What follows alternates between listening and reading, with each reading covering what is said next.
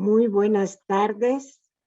Les damos la más cordial bienvenida al Museo de la Mujer, centro de difusión de una nueva cultura de igualdad sustantiva entre mujeres y hombres. Esta tarde tendremos la quinta sesión del ciclo de conferencias Arte Feminista en conmemoración del Día Mundial del Arte. La conferencia se titula En busca de las diablas, feminismo y arte popular, que imparte la doctora Eli Bartra de la UAM Xochimilco. La doctora Eli Bartra nació en la Ciudad de México. Es doctora en filosofía por la UNAM y profesora distinguida de la Universidad Autónoma Metropolitana Xochimilco. Es investigadora nacional emérita del Sistema Nacional de Investigadores del CONACYT. Es autora de varios libros como Desnudo y Arte, Feminism and Folk Art, Mosaico de Creatividades, Experiencias de Arte Popular, Mujeres en el Arte Popular, de Promesas, Traiciones, Monstruos y Celebridades. Frida Kahlo, Mujer, Ideología y Arte. Y es co-coordinadora de Feminismo en Acción y Estrategias Creativas de Sobrevivencia. Coordinadora de Grafting Gender Women and Folk Art en Latinoamérica and the Caribbean, entre otros. Ha publicado decenas de artículos y ha sido invitada a diversas unidades de México, Estados Unidos, América Latina, así como de Europa, Asia y Oceanía. Le damos la palabra a la doctora Eli Bartra. Bienvenida. Muchas gracias Nadima por la presentación. Agradezco mucho al Museo de la Mujer, a la doctora Patricia Galeana, a Alma, que ha sido quien ha estado ahí al pie del cañón, y a todas las que están aquí presentes que no veo, pero les agradezco mucho la invitación. Y más, me hace muy feliz que sea con motivo del del Día Mundial del Arte, que justamente que podamos hablar sobre el arte popular, ¿no? Que siempre viene a ser como el patito feo de las artes, siempre está arrimado y marginado, y entonces, y de eso voy a hablar justamente. Me da mucho gusto que se considere para este día mundial, ¿no? El título que le puse a esto de En busca de las diablas fue un trabajo muy primerizo mío sobre las artes populares de México, y le puse así, En busca de las diablas. Y eso era porque me puse justamente a buscar a las mujeres. ¿Dónde estaban las mujeres cuando empecé a acercarme al arte popular desde una perspectiva feminista? Que me puse a buscar a las mujeres y dije, pues, ¿dónde están? Y había unos objetos concretos que quería yo estudiar, por ejemplo, los judas, que son diablos. Yo decía, pues, ¿dónde estarán las diablas? ¿Y dónde estarán las mujeres que hacen judas? Bueno, eso hice en ese trabajo, ¿no? Y lo mismo me pasó, por ejemplo, en otro lugar donde hay muchos diablitos, que es Ocumicho, ¿no? El pueblo de Ocumicho en Michoacán, y pues también me puse a buscar a las mujeres, siempre presentes, ¿no? Porque además en el campo del arte popular, que se considera que es un producto del pueblo, ¿no? De este pueblo neutro, que no tiene género, no tiene nada, no tiene clase, es neutro, ¿no? Y mucho menos racialización. Entonces, yo a lo que he apostado durante todo el tiempo es, uno, a que sí hay personas detrás del arte popular, que no es neutro, que no se trata de un conjunto de objetos muertos, sino que son objetos que tienen que estar en un contexto. Y parte del contexto, pues, son las personas que lo producen, ¿no? Entonces, bueno, dicho esto, y además porque tenía yo la idea, y la sigo teniendo, de que la inmensa mayoría, en nuestro país, la inmensa mayoría de productoras de arte popular son mujeres. Es muy difícil sacar cifras, bueno, para mí, que yo los números no se me dan mucho, pero he rastreado, he hecho de todo para ver cifras sobre artesanas, porque claro, no las hay, queda escondido de mil maneras, pero aún así ha trascendido, yo no sé si son cifras muy certeras, pero de todas formas son mayoría, son por el orden de arriba del 60% las mujeres artesanas en nuestro país. Entonces, es un arte eminentemente femenino. Ahora bien, yo también quería contarles un poco de qué es esto del arte popular. ¿Qué es? ¿Qué son las artesanías? ¿Cómo se distinguen, si es que se distinguen? Que muchas veces está como muy confundido, sobre todo en México. En otras partes está un poco más separado, ¿no? Y además también comentarles o abrir el interrogante de si es bueno o malo hacer distinciones entre, por ejemplo, el arte de las élites, las bellas artes y el arte popular o las artes populares, ¿no? Yo creo que está bien, porque nos permite visibilizar problemáticas, por ejemplo, la problemática de clase, que es la primera, ¿no?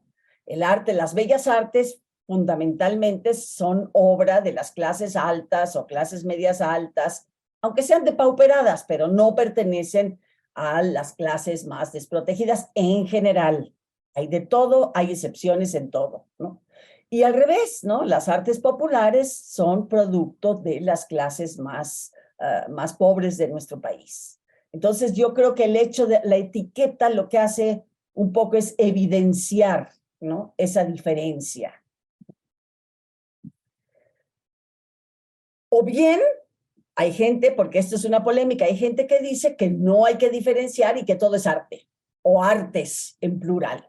Entonces es una cuestión que sigue sobre la mesa de debate de si es un solo arte, de si son las artes, si hay unas bellas artes y arte popular, si arte popular es lo mismo que artesanías, y no hay consenso todavía, no hay un consenso, es una polémica vigente, ¿no?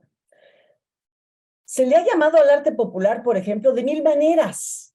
O sea, ni siquiera en eso hay un consenso. Son objetos que son hechos a mano, ¿no?, y que se utilizan, se dice arte popular como un sinónimo de artesanía, que para mí no es lo mismo, como les voy a decir inmediatamente. También se utiliza como sinónimo de, y ahí les va las diferentes formas que se utilizan para nombrarlo, nomás para que, unas cuantas.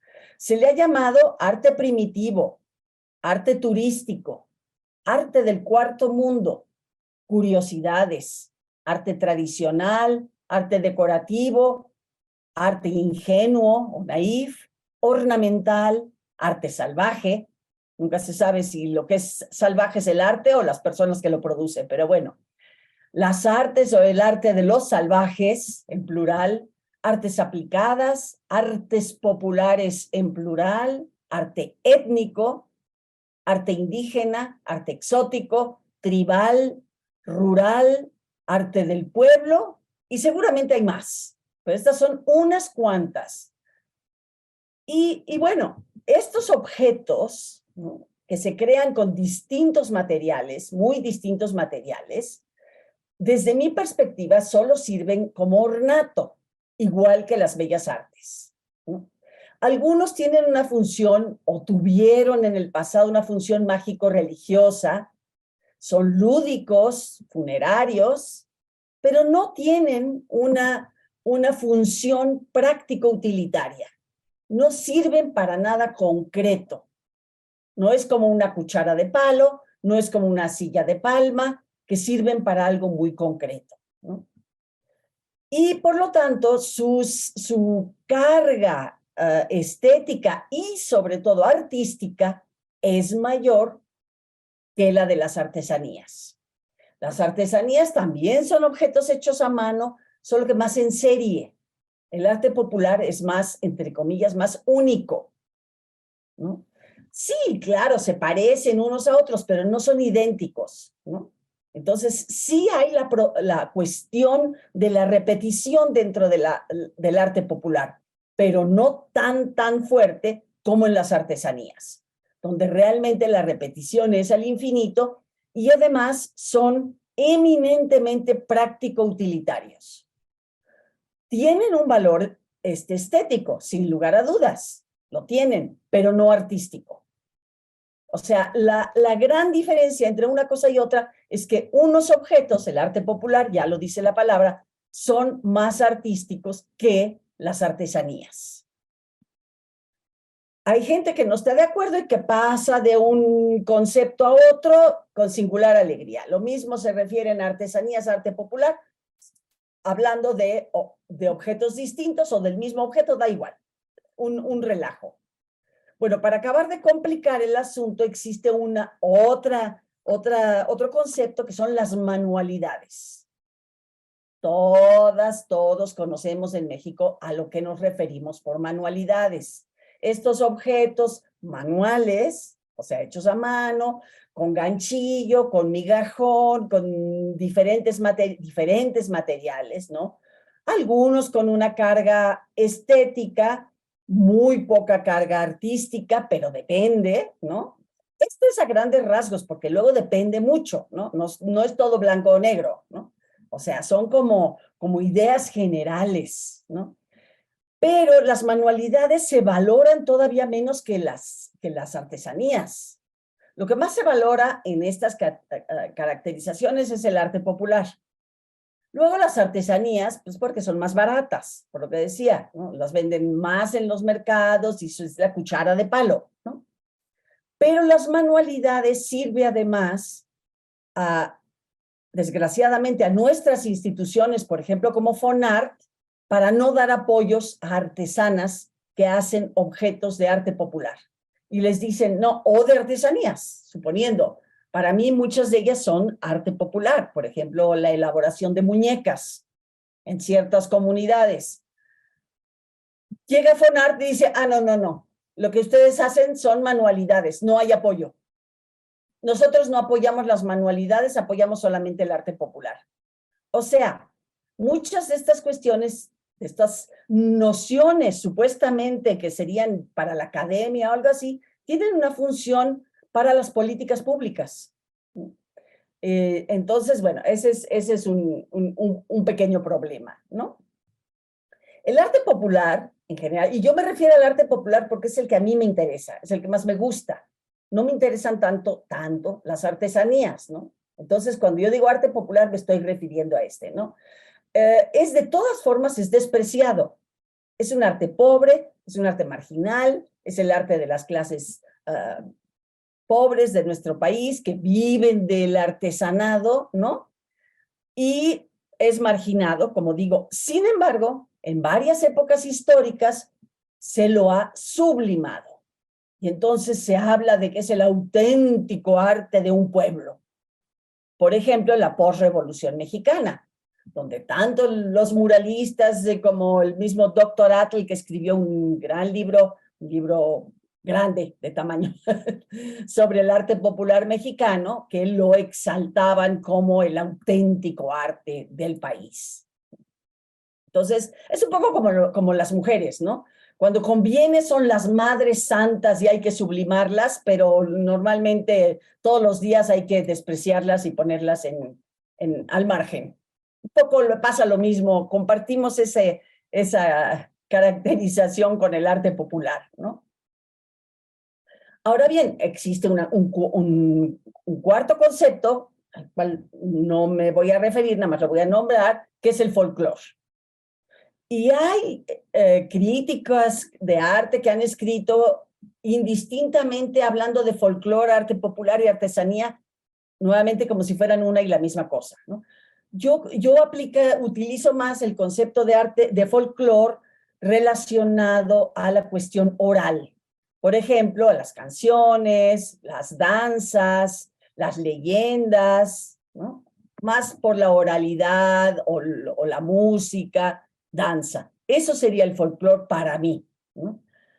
Y ayuda a distinguirlo porque ordena un poco este campo, el caos que creo yo que existe en el campo, ¿no? Bueno, y de repente, teniendo este campo por ahí, llega el feminismo y se acerca a mirarlo. Y se acerca muy poco, desgraciadamente. Las feministas del mundo entero se han preocupado muy poco por el arte popular, poquísimo.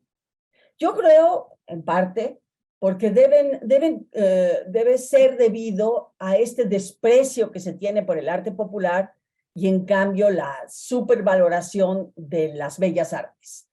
El feminismo ha trabajado ya bastante en la historia del arte, de las bellas artes, en el mundo, ¿no? En Europa mucho, en Estados Unidos también, incluso en México, ¿no?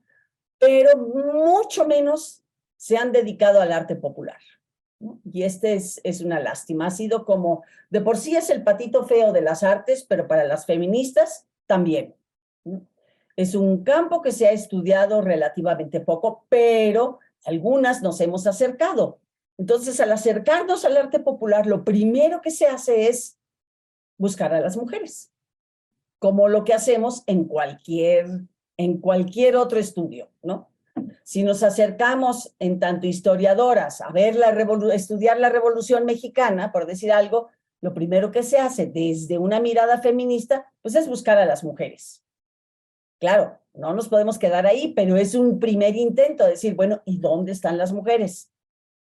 En el caso del arte popular, desgraciadamente, como se considera que quien hace el arte popular es el pueblo y el pueblo es neutro, pues no hay manera de saber quién hace el arte popular.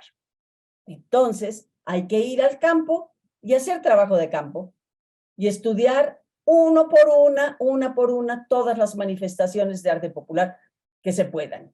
Como comprenderán, una sola persona, pues es muy limitado el trabajo que puede hacer. Es un trabajo que debería de irse extendiendo y multiplicando, como se hace, como se está haciendo, no a la velocidad en que yo quisiera, pero pues sí, se va buscando a las mujeres. Pero ese es nada más el primer pasito. Luego lo que hay que hacer, y lo que hacemos, es generizar todo el campo. O sea, el arte popular no son objetos muertos, como decía al principio, son todo un proceso de producción, distribución, consumo. O sea, de ver quiénes lo hacen, ver el proceso de producción, en ese proceso de elaboración, quién hace qué, cómo se dividen las tareas, si es dentro de una familia o de un taller, qué hacen los hombres, qué hacen las mujeres, qué hacen la infancia, qué hacen, etcétera.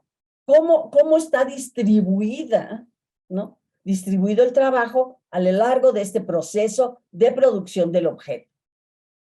Luego también, claro, se estudia el objeto mismo. O sea, el objeto en contexto. Eso es lo importante, ¿no? En estudiarlo dentro de un contexto y en la medida de lo posible, cuando están representados los géneros, porque es figurativo, pues tratar de ver cómo están representados los hombres, cómo están representadas las mujeres. O bien, si no es figurativo además, ¿qué están diciendo, qué están comunicando las mujeres y qué están comunicando los hombres y cómo? O sea, ¿qué nos está diciendo el objeto? ¿No? Con respecto a si hay sensibilidades distintas o no, técnicas distintas o no, en fin, todo esto. Yo creo que sí, se los digo de entrada, pero hay quien dice que no tanto. Y como es un proceso y no se completa si no vemos también quién recibe ese objeto. O sea, quién lo distribuye, cómo se comercializa, quiénes lo compran, ¿no? Y de ahí, quiénes lo usan. Usar en sentido amplio, es decir, quiénes lo miran o de plano quiénes lo usan, ¿no? Si es que se utiliza, por ejemplo, para una cuestión mágico-religiosa o ¿qué se hace con ese objeto, ¿no? Que como dije, la inmensa mayoría son ya para mirarse, nada más, ¿no? Para adornar. Entonces, es imprescindible, que es lo que se ha hecho poco relativamente, es ver estos objetos inertes que son los pobladores de estos grandes libros carísimos, ilustrados a todo color, que nos venden en las librerías, ¿no? Que nadie puede comprar porque son carísimos, pero bueno, alguien los compra. Y generalmente están absolutamente fuera de un contexto sociohistórico. No hay contexto. No se sabe ni quiénes lo hacen, ni nada, ni las edades, ni la racialización, nada de los productores que hacen estos objetos, ¿no? Luego, en el campo del arte popular, uno de los problemas ha sido el anonimato. No se sabía realmente, eran producto del pueblo, bueno, muy bien, y además no lo firmaban. Entonces, a nosotras, desde el feminismo, sí nos importa que los objetos se firmen. Claro, no se empezaron a firmar por eso, ni muchísimo menos. Se empezaron a firmar de cara a la mercadotecnia, porque si traen firmas se venden más caros, ¿no? Entonces, pónganle su sellito, pónganle su firma para poderlo vender más caro, porque los venden como más únicos. Entonces, yo creo que de todas formas, como eso se ha ido borrando por otras razones, a nosotras nos está favoreciendo, porque podemos encontrar más fácilmente a las mujeres. Y cuando están firmados, como si, por ejemplo, cuando tenemos los exvotos pintados, estos exvotos, estas pinturitas que hay en las iglesias para dar gracias, ¿no? A alguna virgen, algún santo, ¿no? Generalmente tienen firmas, ¿no? No siempre. Y todas las firmas, por ejemplo, que yo cuando estudié eso, encontré, todas eran de hombres. Yo me sigo preguntando hasta el presente, ¿hubo pintoras de exvotos? Hoy en día todavía de repente dicen, pues parece que sí. La verdad, nunca lo he podido confirmar. Por más que he andado por distintos pueblos, distintos lados, revisando exvotos uno por uno, revisando libros, no he llegado a saberlo. Entonces, buscando ahí las diablas, pues no las he encontrado realmente. Claro, se las encuentra en la iconografía, en lo que están agradeciendo, están presentes las mujeres, pero yo quería ver si los pintaban, ¿no? Y no lo logré, ¿no? Y bueno, frente a todo este panorama, luego lo que nos puede interesar es ver si lo que hacen los hombres, lo que hacen las mujeres, lo que hacen ellos, ellas, ellas, o quienes sean, los distintos géneros, si es diferente, si hay diferencias por género, tantos géneros como se quiera, tan abierto como se quiera. Claro, tenemos dos géneros dominantes porque dominan, numéricamente e ideológicamente dominan. Entonces, pues son los dos grandes grupos a los que queremos diferenciar para ver si hay diferencias en lo que hacen, ¿no? Hasta donde yo he podido llegar, pues veo que sí hay, ¿no? Lo mismo que en las otras artes, en las bellas artes. Yo creo que hay. Nuevamente, no son matemáticas, no es blanco y negro, pero hay tendencias a que las mujeres tienden a hacer objetos más pequeños, los hombres los hacen más grandes. En los textiles, las mujeres utilizan el telar de cintura, los hombres se utilizan más, no únicamente, pero más, el telar español. En fin, hay diferencias en los objetos, hay diferencias en los tamaños, hay diferencias en los colores. Parece ser que los hombres utilizan como tendencia colores más oscuros, más opacos. Las mujeres utilizan colores más brillantes, en cerámica, por ejemplo. Sí, a veces son diferencias muy sutiles, muy pequeñas, pero hay, ¿no? Y desde luego también donde hay más diferencia, pues es en el proceso de trabajo. O sea, no es lo mismo un varón trabajando, nuevamente, por ejemplo, en cerámica o en textiles, en el taller de su casa, que una mujer. Porque una mujer generalmente está atendiendo todavía las tareas domésticas. Entonces, el arte popular queda inmerso, queda subsumido a las tareas domésticas. O sea, una artesana muchas veces no distingue dónde empieza y dónde termina el trabajo doméstico y el trabajo artesanal, ¿no? Empiezan haciendo la comida, lavan los platos, barren, limpian, no sé qué, van a comprar y luego se ponen a trabajar un rato en la cerámica que hacen, luego hacen la cena y luego se ponen a trabajar otro rato, y así van a lo largo de las 14 horas del día, ¿no? Pasando de una actividad a otra, ¿no? Que los varones no hacen. O sea, el proceso de trabajo es muy distinto, ¿no? Ahí sí, me parece que con sus excepciones, ¿no? Que es bastante claro, ¿no? Lo más difícil todavía es ver, por ejemplo, en el análisis iconográfico propiamente dicho, cuáles son las diferencias. Un poco lo mencioné, que si el color, que si... ¿Y qué más? ¿Qué nos están diciendo? ¿Cómo lo están diciendo? Bueno, para eso es necesario, no se puede generalizar tanto, ir a cada producción en particular y analizarla, y estudiarla, y ver las diferencias, ver si sí, si no.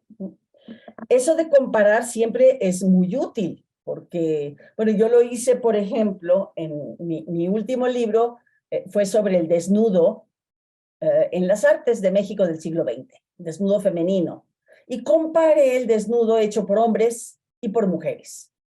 Y pues sí hay diferencias. La verdad es que a pesar de que hay quien no quiera admitir que sí tenemos sensibilidades diferentes, miradas diferentes, experiencias de vida diferentes, las tenemos. Y por lo tanto lo que hacemos pues es distinto, ¿no?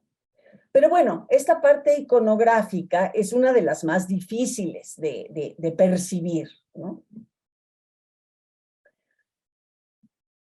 Entonces,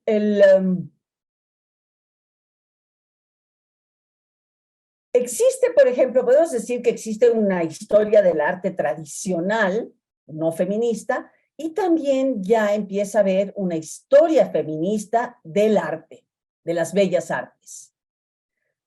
En el caso del arte popular no podemos hacer eso porque no tenemos una historia del arte popular, no existe, no hay tal.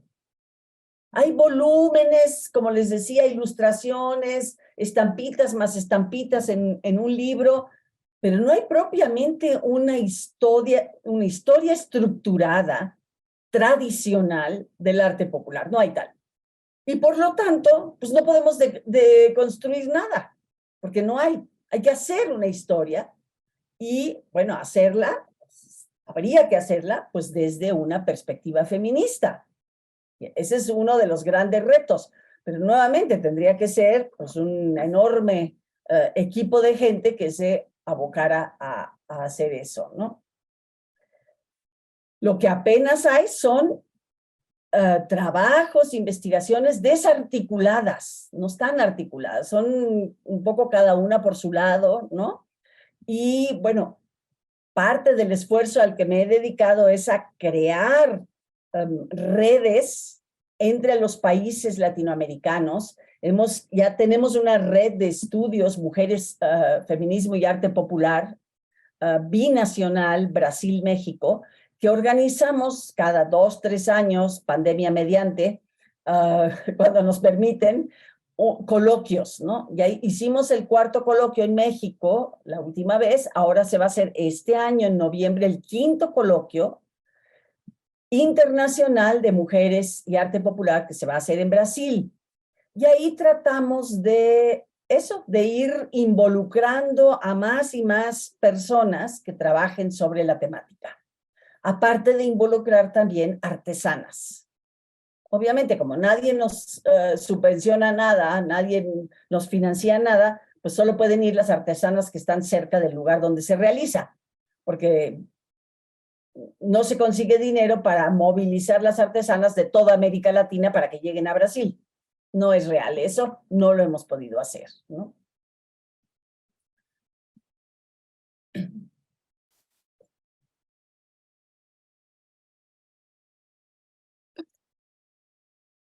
Y entonces es me parece que es importante no olvidar entonces, cuando hablamos de arte popular, no olvidar la parte estética y la parte artística.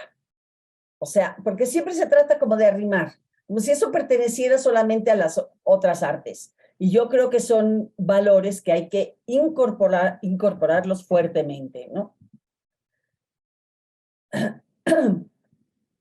Y de la forma en cómo se ha hecho, por ejemplo, hay un arte popular que se estudia, se mira desde un punto de vista estético, nada más, pero no como proceso de trabajo, no insertado en un contexto sociohistórico determinado.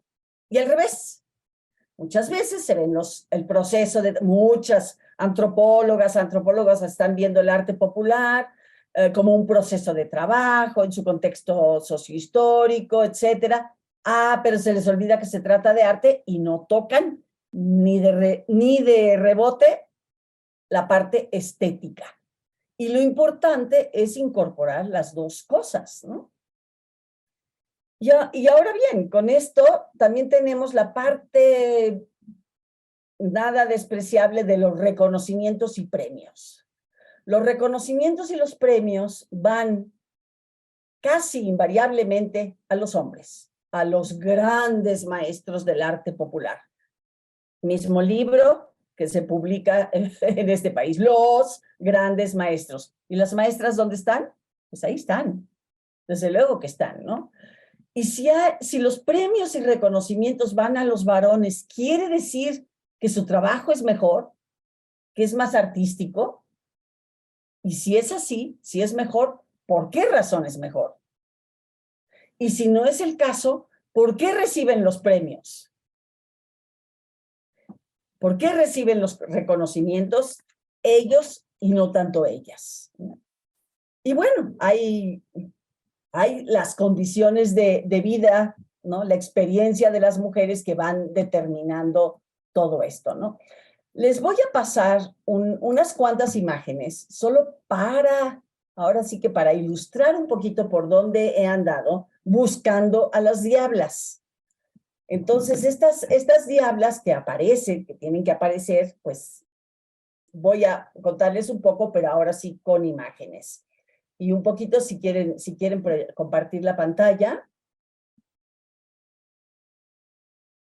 Si es que no se durmieron ya.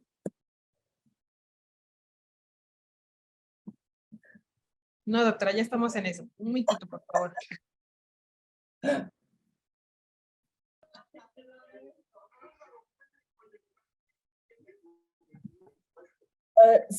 Si bien básicamente me he dedicado a estudiar el arte popular de México, porque estoy aquí, también he tenido la fortuna al ser académica, he podido contar con sabáticos para ir a otros lugares, y así es como he tenido chance de estudiar, de acercarme al arte popular de otras partes del mundo, lo cual ha sido para mí una enorme fortuna, ¿no? Pásale. Este es el ejemplo clásico que les decía yo de artesanía, que tiene un valor estético, pues sí, a mí no me parece fea.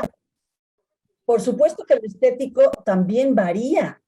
O sea, hay consensos sociales que determinan cuando algo es estético o no, pero hay personas que encontrarían esto feísimo.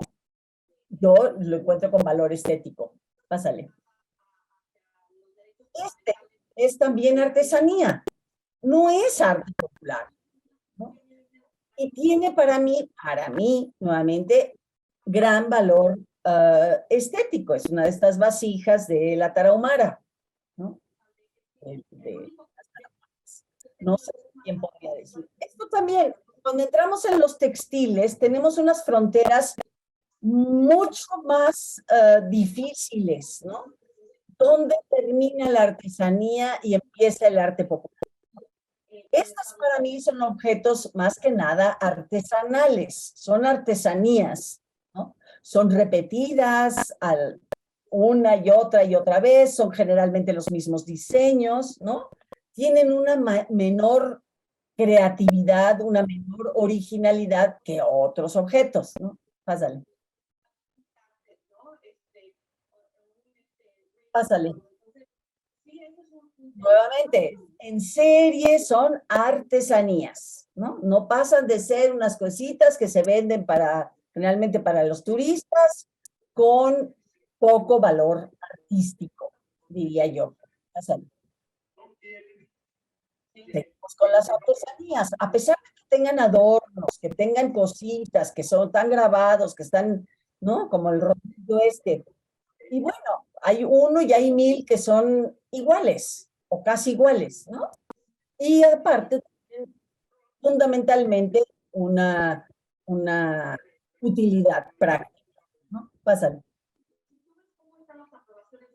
Lo mismo, si bien puede ser que algún elemento de este ya son estos objetos que se encuentran en transición, ¿no? Que pertenecen a una diseñadora, pero incorporan el bordado tradicional. Entonces son una especie de híbridos, ¿no? En este caso, bueno, es un proyecto que incorpora no explota a las artesanas hacen los bordados, ¿no? No como en Pineda Cobalín, que simplemente los explotan, ¿no? Es otra cosa, esa es ya la industria del vestido, ¿no?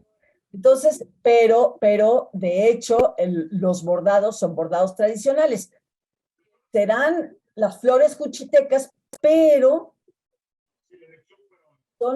pertenecen para mí al campo de la artesanía, por el grado de creatividad. La creatividad es un tanto limitada comparado con otros, ¿no? Pásale.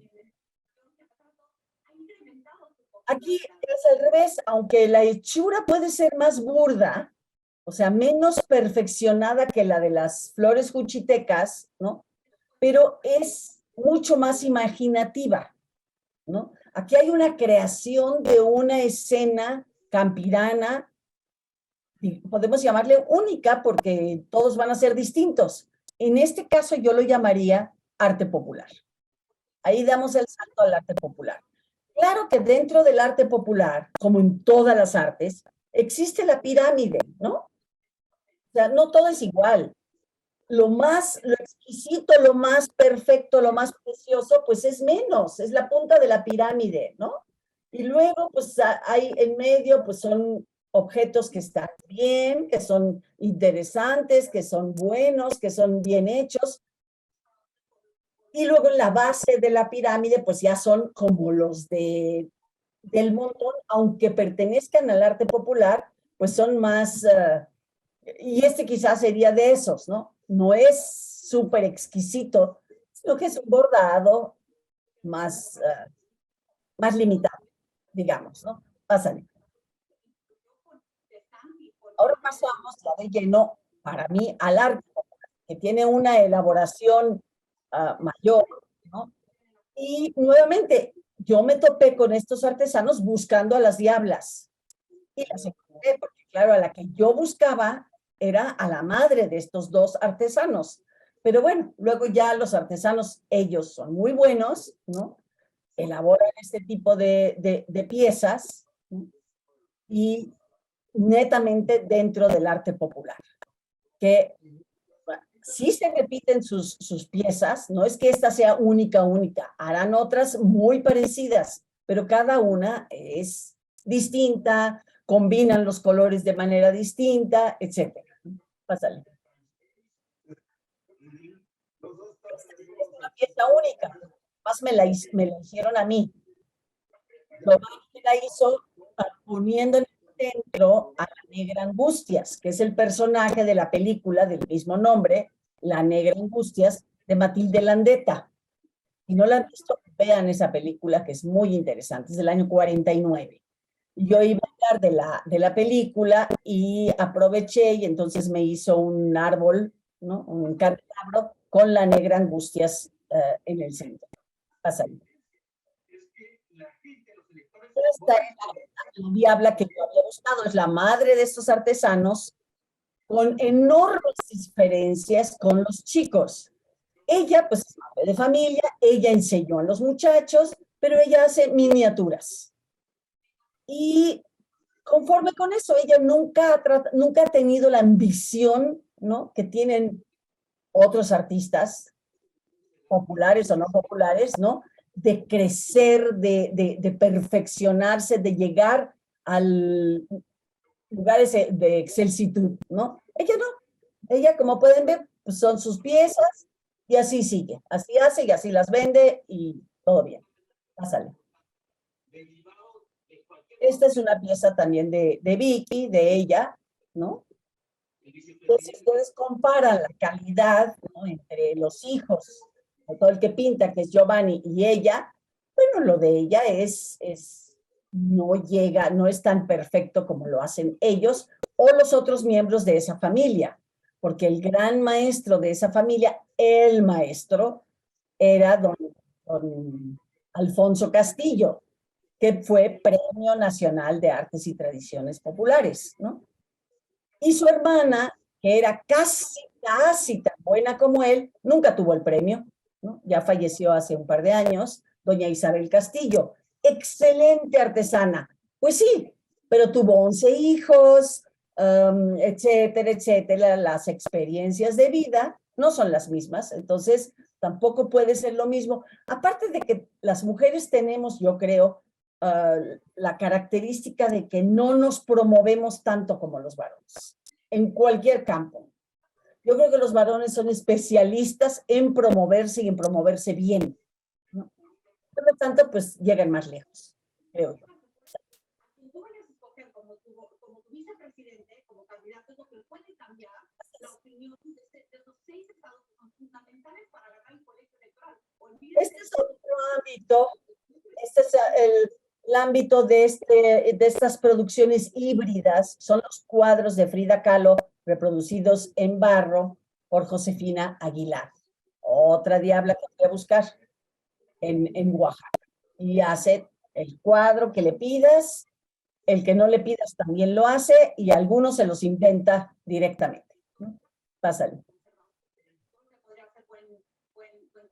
Obviamente ella hace del busto de solamente el rostro de Frida Kahlo, ella hace figuras de cuerpo entero, porque para poderlas colocar sobre un mueble, ¿no? Pero como pueden ver, pues ¿para qué sirve esta Fridita? Pues para nada más que para mirarla, ¿no? Pásale.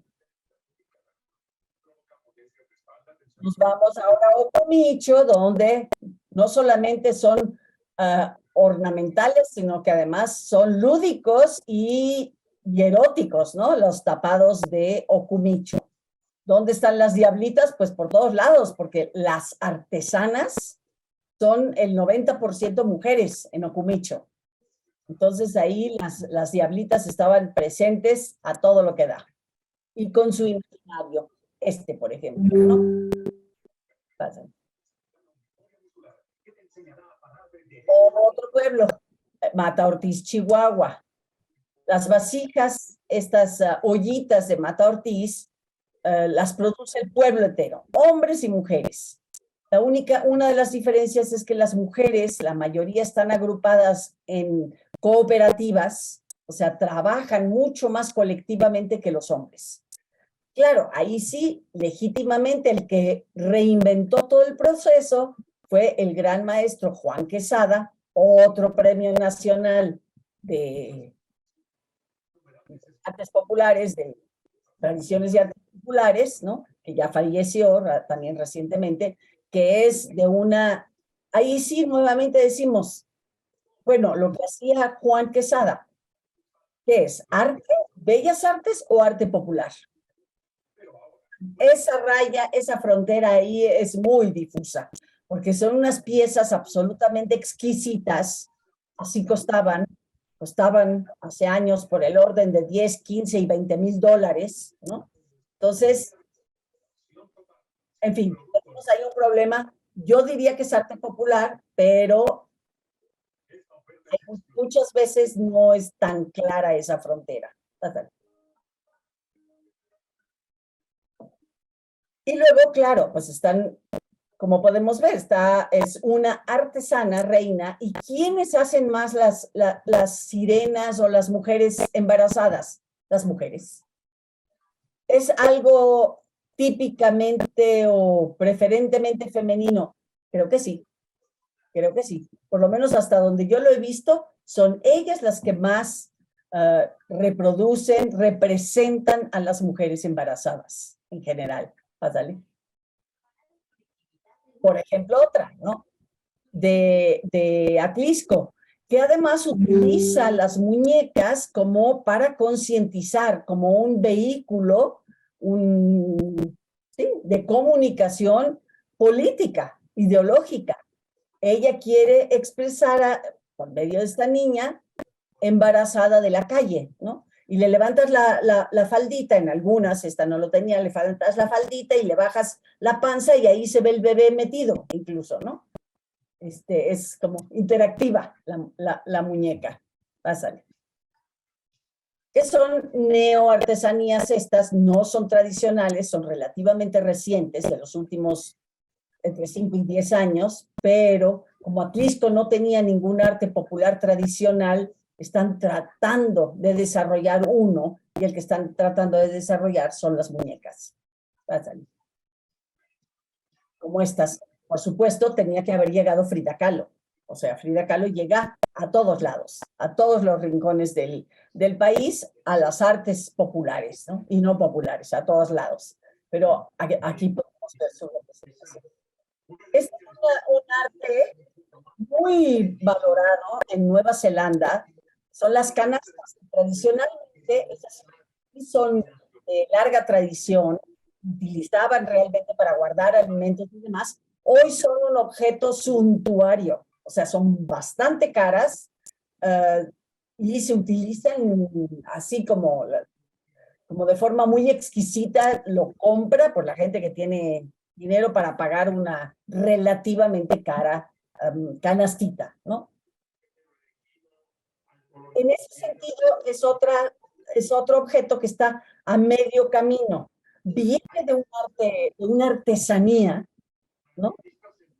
Y se pasó al campo de las artes populares, el arte popular, y de las bellas artes, como verán ahorita. Sí, pasa. O sea, ella es una artista maorí, hace canastas, pero también hace cuadros con la misma técnica del tejido, del cáñamo que utilizan para hacer, pues, objetos de galería, ¿no? Objetos de museo. Por lo tanto, ahí está saltando a otra forma de arte, proveniendo del arte popular. Sí. Mismas canastas, hay formas, tamaños, de banquete. Están, tienen su autora, quién sabe qué son esas letras horrendas en medio que se me perdieron, pero bueno. Pasa. En casos de discriminación. Otro lugar del planeta. Este es un interesantísimo proceso eminentemente femenino creado por una mujer de Río de Janeiro que se llama Dina Martins, que empezó a hacer muñecas negras, todas negras, sin rostro y sin costura y sin nada, a base de puros nudos, nuditos y nuditos. Y es un proyecto hermosísimo, feminista, ecologista, antirracista, antimachista. La inmensa mayoría que reproduce son mujeres. Entonces fue muy lindo. Esos son los lugares a los que pude llegar en mis sabáticos y poder mirar otras producciones de arte popular. Sí. Y lo mismo para Japón. Ahí cuesta mucho más trabajo encontrar a las diablas. Para esas placas, que son unas lacas muy apreciadas, muy caras, muy hermosas, este es un ejemplar más o menos normalito, pero hay unas preciosidades, ¿no? Son arte popular, pero aunque se vean carísimos, son arte popular, ¿no? Algunas incluso son artesanías, entonces oscilan los dos, ¿no? Las mujeres son simplemente comparsas. No hay prácticamente maestras artesanas, son nada más las que colaboran. Ahí en esto fue muy difícil encontrarlas, a las mujeres. Sí. Ay, se coló esta es de Brasil.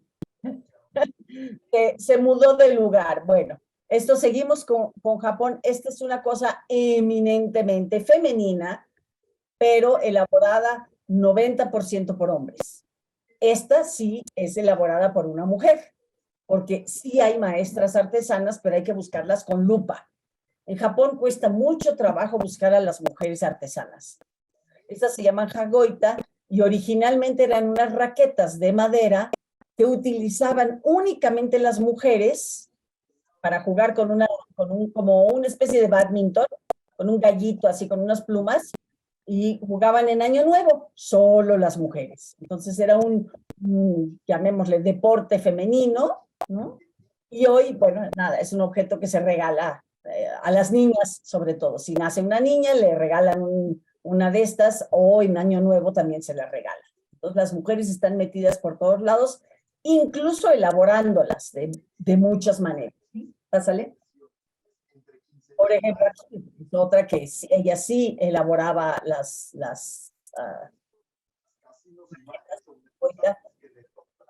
pero no son muchas, en un taller dirigido por un maestro. Entre 25,000 y 2 millones de puestos. Y esas Pasa. Muy bien, Eduardo. O sea que nos reservamos el derecho.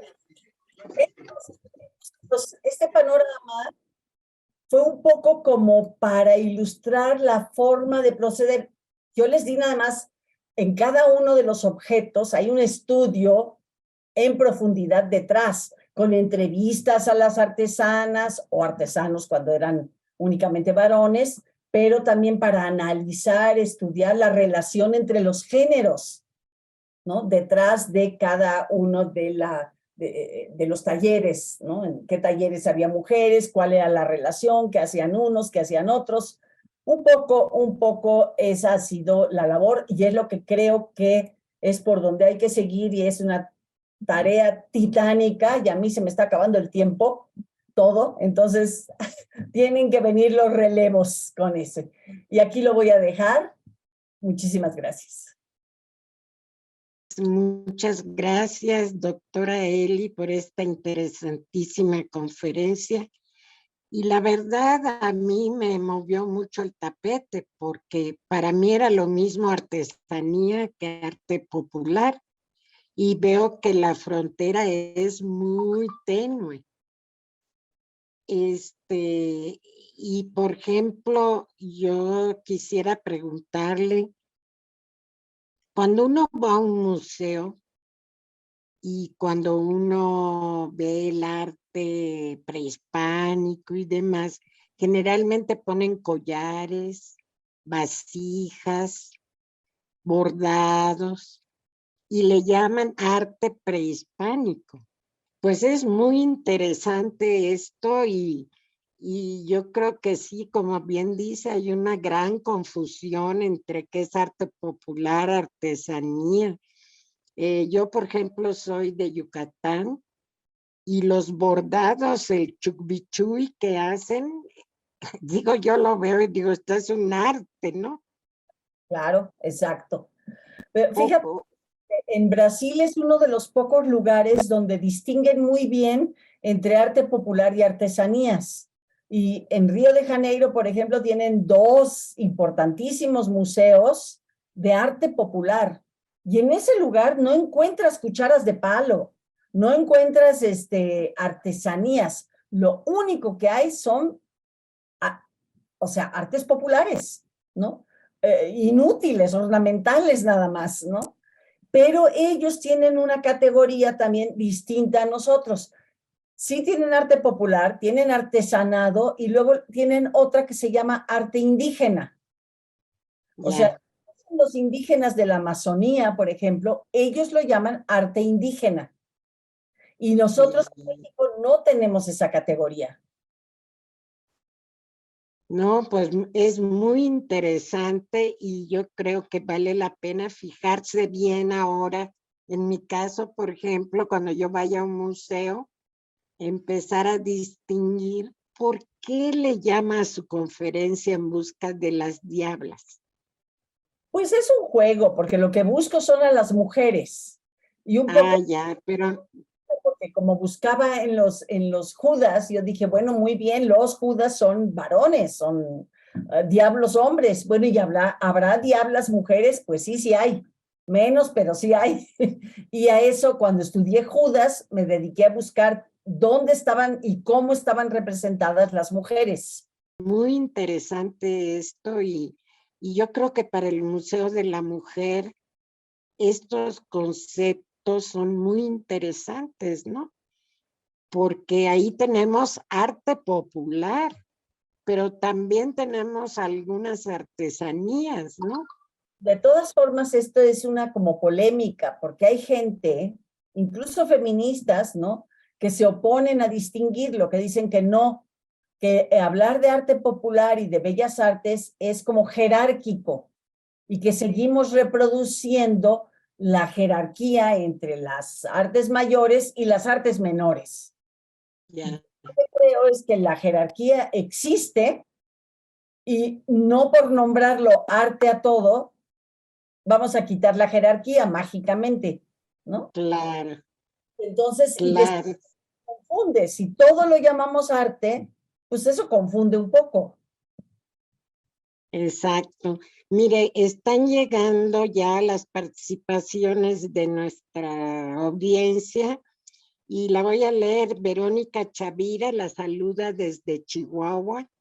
Mari Castro, saludos a todas las mujeres y a todas las diablas. Muy bien. Rosy Palo Alto, saludos desde Acapulco, Guerrero, México. Paola Gárate, saludos desde Sinaloa. Celebro se aborde este tema de la estupenda forma que lo hace la ponente. Y aquí hay otros comentarios, por ejemplo, de Dalia Flores. Nos dice, muchas gracias, doctora Eli, por su presentación. Me gustó la problematización sobre el concepto de arte. En mi tesis abordé estos temas. Gracias, me encantó. Y Ana Karina le pregunta, ¿podemos encontrar sus publicaciones en el Museo de la Mujer? Ah, no lo sé. Eso que lo Bueno, diga. sería bueno que nos dijera dónde podemos encontrar sus publicaciones, ¿no? Bueno, se encuentran, muchos están en PDF, son digitales y están gratuitamente en la red o en el repositorio de la UAM, por ejemplo, ¿no? Que son gratuitas, son digitales. En libro, en papel, pues ahí tienen varios ejemplares de algunas cosas en la librería Utópicas en la Ciudad de México, pero que también las pueden pedir por catálogo de cualquier parte supongo que del país. Esta es una librería fantástica de mujeres en Coyoacán que se llama Utópica. Entonces, les recomiendo mucho de paso la librería y bueno, ahí tienen libros. Y así pues hay que pescarlos en las ferias, en distintos lugares. Por allá andan. Muy bien, María Fernanda Morales dice, qué interesante cuando comentó que muchas veces el arte popular es anónimo. No lo había contemplado, interesantísimo. Y Ana Castro nos dice, gran exposición, muy interesante. Tiene una pregunta, ¿por qué los artesanos no firman sus obras? Y las piezas de barro negro de Oaxaca, que son firmadas por el taller, ¿se podría considerar arte popular o artesanía? Dice que muchas gracias. Bueno, ¿por qué no se han firmado? En el pasado, las obras de arte, muchas de las obras de arte, más cuando no eran pinturas o así, no estaban firmadas, ¿no? De hecho, los artistas del siglo XIV, XV, XVI, por eso muchas veces vemos tal obra ha sido atribuida a tal persona, porque no estaban firmadas. Entonces, no había la tradición de firmar. mucho menos un tapiz.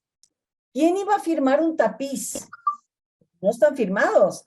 Y asumimos hoy en día que muchos de los tapices que se ha pensado que los elaboraban hombres, pues claro que los eran elaborados por mujeres, ¿no? Entonces, eso se continuó la costumbre de que el artesanado, pues el artesanado no firmaba las mesas, las sillas,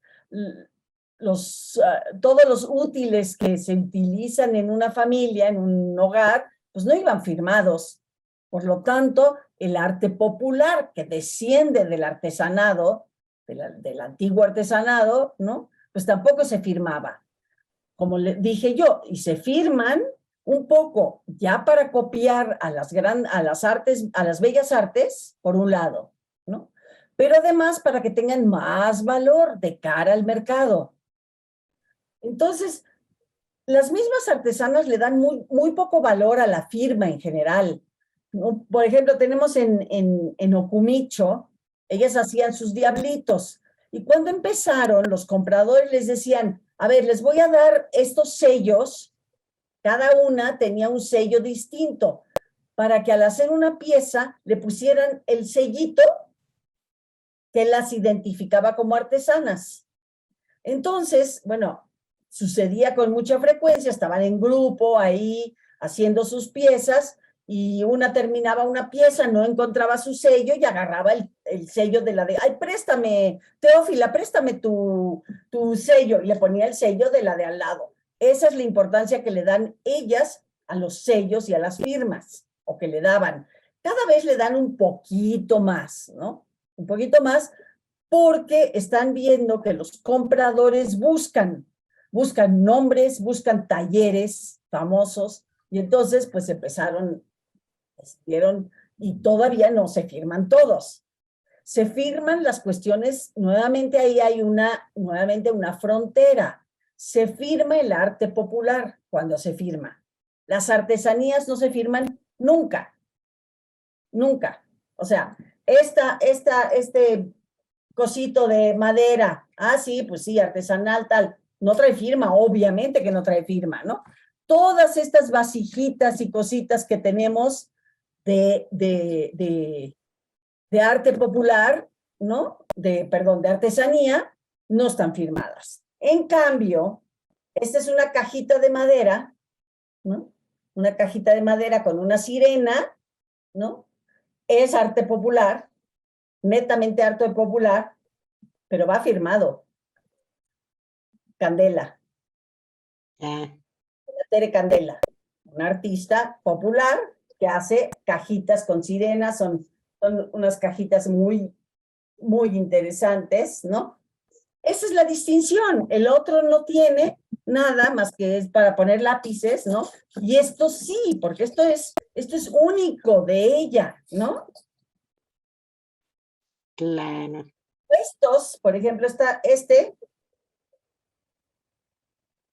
no me acuerdo de dónde es. Me quedé mirando, no recuerdo de dónde es. Es una vasija de barro muy hermosa. Y si pueden ver, no sé si alcanzan a ver. No es firma, pero hay un sello. Hay un como sellito grabado, una formita. O sea, es una firma, ¿no? ¿Por qué? Porque esto sí lo considera arte popular. Muy interesante. Qué barbaridad, no me acuerdo Nos llega otro comentario de Estela Fernández. Dice, veo con orgullo la inclusión de la artesanía de la Sierra Tarahumara y de Paquimé. Saludos desde Chihuahua. Bueno, sí, yo trabajé sobre Mata Ortiz, buscando a las mujeres, como les dije, nunca he trabajado sobre la Tarahumara, nunca he ido a la Sierra Tarahumara, me falta. No puedo ir a todos lados, pero me encantaría, pero me gustan mucho las cosas que hacen ahí. Pues tiene muchísimo trabajo porque el arte popular, así como la artesanía, es muy diversa en México y por fortuna tenemos muchas manifestaciones de arte. Así que, pues la verdad, su trabajo nos da luz y da a conocer el arte popular, y yo creo que es sumamente relevante el trabajo que hace. Y bueno, desde luego le agradecemos mucho esta conferencia que ilustra, ¿verdad? Este arte popular mexicano, y también, bueno, que nos demos cuenta de que tanto las artesanías como el arte popular tienen su valor intrínseco, ¿no? Claro. No, y como Ya no, México es uno de los países del mundo más ricos en artesanía y arte popular, sin lugar a dudas. pues eso, esperemos que no sea única esta conferencia, porque hay muchas preguntas de la audiencia, y bueno, está invitada para continuar impartiendo otra conferencia. Así que le agradecemos muchísimo a la doctora Eli Bartra su participación en esta conferencia del Museo de la Mujer. Al contrario, muchas gracias por la invitación. Un placer. Y bien, pues me queda leer el reconocimiento que le otorga el Museo de la Mujer. Otorga este reconocimiento a la doctora Eli Bartra de la UAM Xochimilco por la impartición de la conferencia En busca de las diablas, feminismo y arte popular, en el ciclo de conferencias Arte Feminista en conmemoración del Día Mundial del Arte, a 25 de abril de 2023, Ciudad de México. Firma atentamente la doctora Patricia Galeana, fundadora y directora del Museo de la Mujer. Este reconocimiento se lo haremos llegar en vivo y a todo color, pero por lo pronto virtualmente se le hará llegar. Y bueno, quiero decirle a nuestra audiencia que nuestro próximo evento en el Museo de la Mujer será la última sesión del ciclo de conferencias Arte Feminista en conmemoración del Día Mundial del Arte. Tendrá lugar el miércoles 26 de abril a las 12 horas en modalidad virtual. La conferencia se llama El cuerpo como estrategia feminista. Imparte la doctora Cintia Eugenia Pech Salvador de la Universidad Autónoma de la Ciudad de México en San Lorenzo Tezonco. Esta conferencia será moderada por la maestra Rebeca Caballero Álvarez de la UNAM y desde luego de FEMO.